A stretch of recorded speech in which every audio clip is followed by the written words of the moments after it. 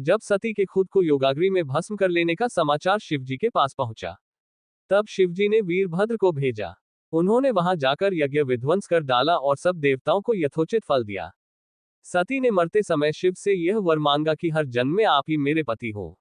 इसी कारण उन्होंने हिमाचल के घर जाकर पार्वती का जन्म लिया। जब से पार्वती हिमाचल के घर में जन्म, तब से उनके घर में सुख और संपत्तियां छा गई। पार्वती जी के आने से पर्वत शोभायमान हो गया। जब नारद जी ने ये सब समाचार सुने तो वे हिमाचल पहुंचे। वहां पहुंचकर वे हिमाचल से मिले और हंसकर बोले, तुम्हारी कन्या गुणों की खान है। ये स्वभाव से ही सुंदर, सुशील और शांत है। ये कन्या सुलक्षणों से संपन्न है। यह अपने पति को प्यारी होगी।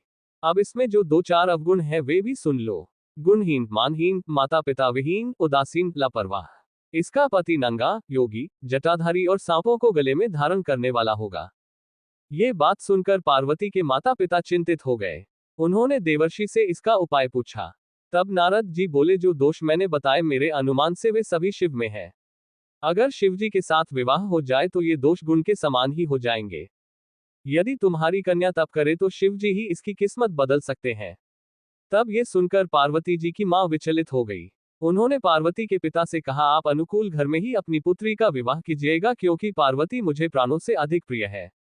पार्वती को देखकर मैना का गला भर आया। पार्वती ने अपनी मां से कहा, मां, मुझे एक ब्राह्मण ने सपने में कहा है कि जो नारद जी ने कहा है तू उसे सत्य समझकर जाकर तप कर। ये तप तेरे लिए दुखों का नाश करने वाला है। उसके बाद माता पिता को बड़ी खुशी से समझाकर पार्वती तप करने गई। पार्वती जी ने शिव को पति रूप में पाने के लिए तपस्या आरंभ की। लेकिन शिव को सांसारिक बंधनों में कदापि रुचि नहीं थी, इसलिए पार्वती जी ने अत्यंत कठोर तपस्या की ताकि शिव प्रसन्न होकर उनसे विवाह कर ले। जब सप्तर्षि सती की परीक्षा लेने गए, सप्तर्षि ने पार्वती से जाकर पूछा, तुम किसके लिए इतना कठिन तप कर रही हो? तब पार्वती ने सकुचाते हुए कहा, आप लोग मेरी मूर्खता को सुनकर हंसेंगे। मैं शिव को अपना पति बनाना चाहती हूँ। पार्वती की बात सुनकर सभी ऋषि हंसने लगे और बोले कि तुमने उस नारद का उपदेश सुनकर शिव को अपना पति माना है, जो सब कुछ चौपट कर देता है। उनकी बातों पर विश्वास करके तुम ऐसा पति चाहती हो जो स्वभाव से ही उदासीन, गुणहीन, निर्लज, बुरे वेश वाला, बिना घर बार वाला, नंगा और शरीर पर नागों को धारण करने वाला है। ऐसे वर के मिलने से कहो तुम्हें क्या सुख मिलेगा। अब हमारा कहा मानो, हमने तुम्हारे लिए बहुत अच्छा वर चुना है। हमने तुम्हारे लिए जो वर चुना है वह लक्ष्मी का स्वामी और वैकुंठपुरी का रहने वाला है। तब पार्वती उनकी बात सुनकर बोली, कहा है कि मेरा हट भी पर्वत के ही समान मजबूत है। मैं अपना ये जन्म शिव के लिए हार चुकी हूँ। मेरी तो करोड़ जन्मों तक यही जिद रहेगी। पार्वती की यह बात सुनकर सभी ऋषि बोले, आप माया हैं और शिव भगवान है।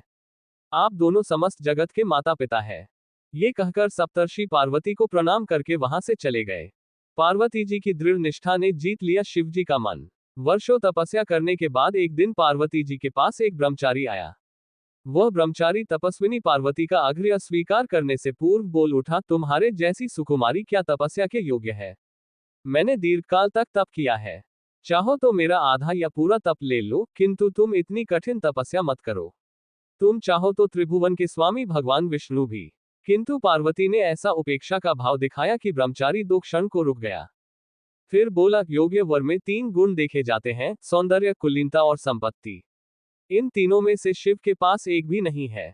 नीलकंठ, त्रिलोचन, जटाधारी, विभूति पोते, सांप लपेटे शिव में तुम्हें कहीं सौंदर्य दिखता है?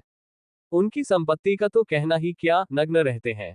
बहुत हुआ तो चर्म चमड़ा लपेट लिया। कोई नहीं जानता कि उनकी उत्पत्ति कैसे हुई। ब्रह्मचारी पता नहीं क्या क्या कहता रहा, किंतु अपने आराध्य की निंदा पार्वती को अच्छी नहीं लगी। अतः वे अन्यत्र जाने को उठ खड़ी हुई। तब शिव उनकी निष्ठा देख ब्रह्मचारी रूप त्याग प्रकट हुए और उनसे विवाह किया। जहां दृढ़ लगन, कष्ट सहने का साहस और अटूट आत्मविश्वास हो, वहां लक्ष्य की प्राप्ति अवश्य होती है। पार्वती अपने तप को पूर्ण होते देख घर लौट आई और अपने माता पिता से सारा वृतांत कह सुनाया। अपनी दुलारी पुत्री की कठोर तपस्या को फलीभूत होता देखकर माता पिता के आनंद का ठिकाना नहीं रहा। उधर शंकर जी ने सप्तर्षियों को विवाह का प्रस्ताव लेकर हिमालय के पास भेजा और इस प्रकार विवाह की शुभ तिथि निश्चित हुई।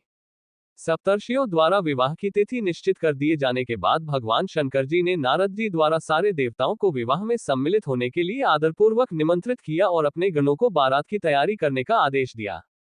उनके इस आदेश से अत्यंत प्रसन्न होकर गणेश्वर शंख, कर्ण, केकराक्ष, विकृत, विशाख, विकृतानंद, दुंदुभ, कपाल, कुंडक, काकपाददर, मधुपिंड, प्रमथ, वीरभद्र आदि गणों के अध्यक्ष अपने अपने गणों को साथ लेकर चल पड़े। नंदी, क्षेत्रपालक, भैरव आदि गणराज भी कोटि कोटि गणों के साथ निकल पड़े। ये सभी 3 नेत्रों वाले थे। सबके मस्तक पर चंद्रमा और गले में नीले चिन्ह थे। सभी ने रुद्राक्ष के आभूषण पहन रखे थे। सभी के शरीर पर उत्तम भस्म पुती हुई थी। इन गणों के साथ शंकर जी के भूतों, प्रेतों, पिशाचों की सेना भी आकर सम्मिलित हो गई। इनमें डाकनी, शाकिनी, यातुधान, वेताल, ब्रह्मराक्षस आदि भी शामिल थे। इन सभी के रूप, रंग, आकार, प्रकार, चेष्टाएं, वेशभूषा, हाव भाव आदि सभी कुछ अत्यंत विचित्र थे। किसी के मुख ही नहीं था और किसी के बहुत से मुख थे। कोई बिना हाथ पैर के ही था तो कोई बहुत से हाथ पैरों वाला था। किसी के बहुत सी आंखें थीं और किसी के पास एक भी आंख नहीं थी। किसी का मुख गधे की तरह, किसी का सियार की तरह, किसी का कुत्ते की तरह था। उन सबने अपने अंगों में ताजा खून लगा रखा था। कोई अत्यंत पवित्र और कोई अत्यंत विभत्स तथा अपवित्र गणवेश धारण किए हुए था। उनके आभूषण बड़े ही डरावने थे। उन्होंने हाथ में नरकपाल ले रखा था। वे सबके सब अपनी तरंग में मस्त होकर नाचते गाते और मौज उड़ाते हुए महादेव शंकर जी के चारों ओर एकत्रित हो गए। चंडी देवी बड़ी प्रसन्नता के साथ उत्सव मनाती हुई भगवान रुद्रदेव की बहन बनकर वहां आ पहुंची। उन्होंने सर्पों के आभूषण पहन रखे थे। वे प्रेत पर बैठकर अपने मस्तक पर सोने का कलश धारण किए हुए थी।